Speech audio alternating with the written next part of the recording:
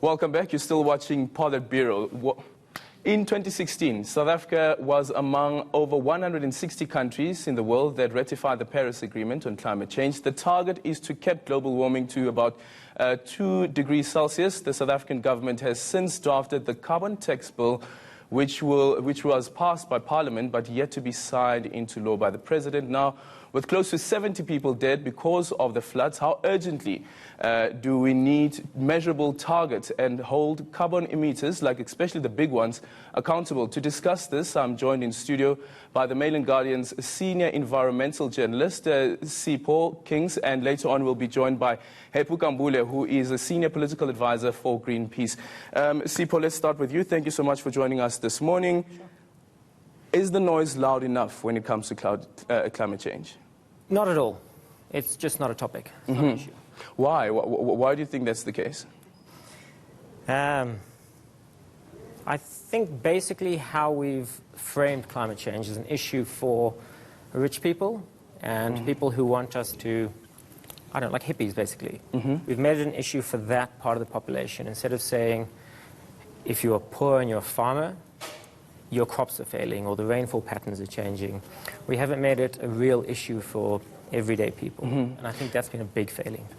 And is it because when you look back with the issue around HIV/AIDS, for instance, there was an entire campaign around HIV/AIDS. You even had the ABCs and so forth. And this, of course, is something that this is a disease that affected a lot of South Africans. Right. And now you have this issue around climate change, but you don't really see government actually pushing the idea that South Africans need to be cognizant that climate change is real.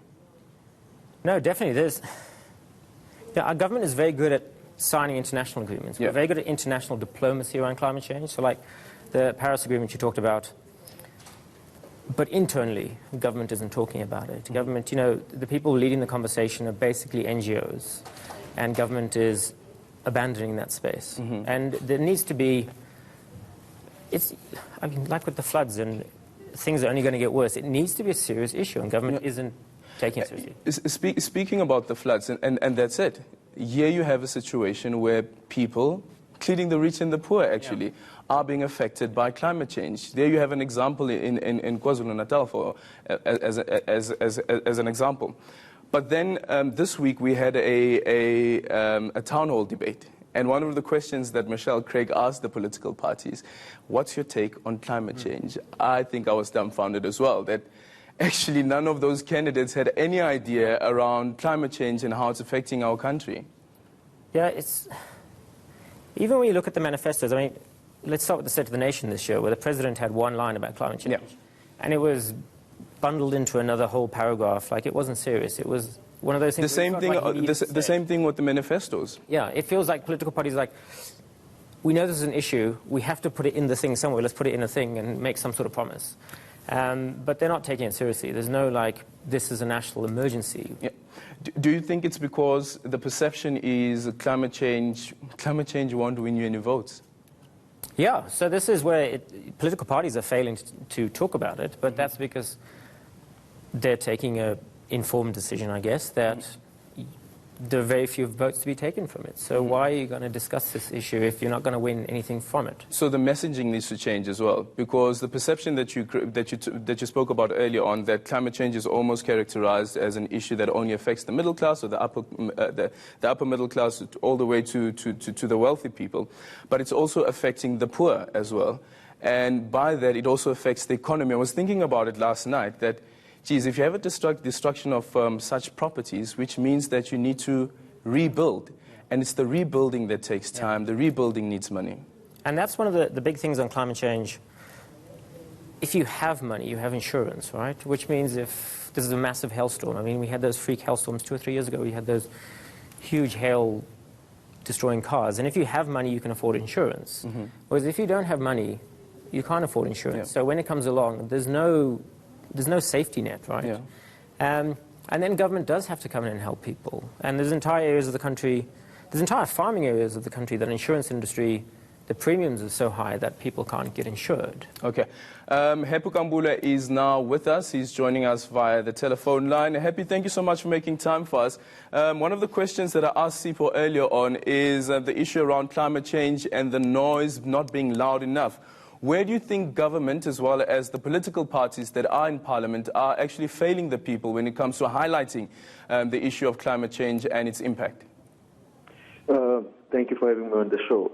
I think just to start off is to say that one of the main reasons why the political parties, at least our political principles, haven't taken climate change so seriously is because in their minds it's something that's yet to come. So it's an impending incident. It is a phenomenon that's going to have impacts far into the future.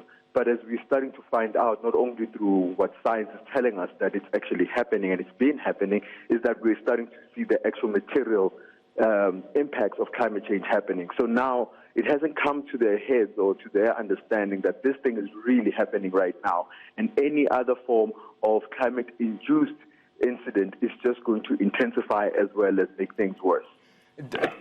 If that's the case, then, does South Africans also have a duty to play here? I was looking up at what's been happening in the USA, for instance, where you have people actually marching against climate change, marching against what they believe is not the right direction that government is taking in the USA when it comes to the issue of climate change, which actually involves a lot of young people. I think it's called the Sunrise Movement. We don't have anything of that sort here in South Africa, not even in Mozambique, which has recently been affected by Cyclone Kenneth as well. Yeah, so it's called the climate strikes, and what essentially is going on with our case is that we have a lot more other issues as well to deal with, and particularly when you opened up the show, you spoke about the triple threat challenge, which is unemployment, poverty, and inequality. The sense is that climate change needs to be elevated to the same level as that, so that when we are dealing with the developmental challenges, we are able to also address climate change. So it has to be something that is complementary to the addressing of the initial challenges. And that's how we could deal with it. But because we've got other issues, we are more structured into dealing with poverty or education or inequality and unemployment, and forget about the environmental issue that has a very big impact on our material conditions. Sipho, it's a classical case of socio-economic issues versus climate change, and how do you integrate that and actually tell a story that says, actually, the socio-economic landscape of the country is also impacted by climate change. Vis-a-vis what happened in post-1994, 1996 with the arms deal, where it was the same debate. We say socio-economic policies must get more funding and not the arms, but government took a different turn in that. Do you think that this time around we may find a situation eventually where government says, actually, guys, this needs to be incorporated? The president, for instance, speaks about the fourth industrial revolution, which he wants to be implemented in schools as well, in the curriculum. But climate change doesn't feature. So the funny thing with government is that the political principles are not seeing climate change as a big problem. But the technocrats and the bureaucrats within government are working really hard in making sure that at least the institutional arrangements around addressing climate change are there. So they're working really hard to make the technical work at least be supported. But at the political level, we don't have that. We don't have the thing that basically pushes our politicians to be able to come up with the necessary solutions, including telling the story that would be consistent in addressing the triple challenge. And it's that mismatch that happens, and then we have a situation where we've got an indication of how the manifestos have displayed themselves, where climate change is basically a secondary consideration when they know that it is such a big problem, because they have been briefed a lot of times in Parliament, in the provincial legislature, and within the municipal councils of the impacts of climate change. Happy, do you want to bite to that? Sorry, Sipho. I think that's one of the big things is we have incredible policies. I mean, when we put the right to a clean environment into the Constitution, we were one of the first countries in the world, and lots of countries have taken from us and taken it further. So we have incredible policy. We have really great frameworks that are there, right? We can do this.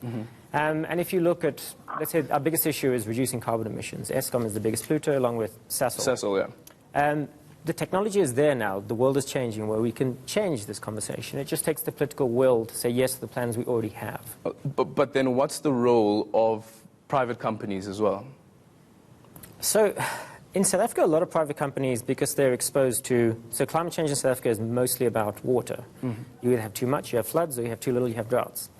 And a lot of the big companies, that's a real supply problem for them. So a lot of companies are taking it seriously, that climate change is already impacting their business model.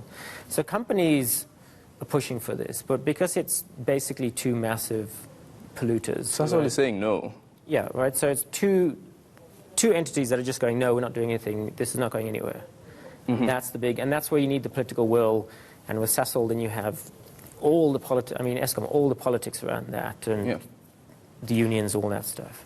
Happy, just in closing in a couple of seconds, what would you say government should be doing right now, considering what has happened in KZN? Well, government needs to make sure that the people of KZN are taken care of, at least addressing the immediate situation, whether it's deaths and injuries. But it has to look at a loss and damage and an adaptation strategy which looks at losing a lot of the infrastructure while building the capacity of people to withstand climate change. And particularly that would mean increasing basic services in order to build our resilience. Okay, then thank you so much, Happy Kambule, the Senior Political Advisor for Greenpeace, and Sipho Kings, Mail and Guardian Senior Environmental Journalist. Thank you so much for the time. After the break, Spinners and Spanners takes a different spin.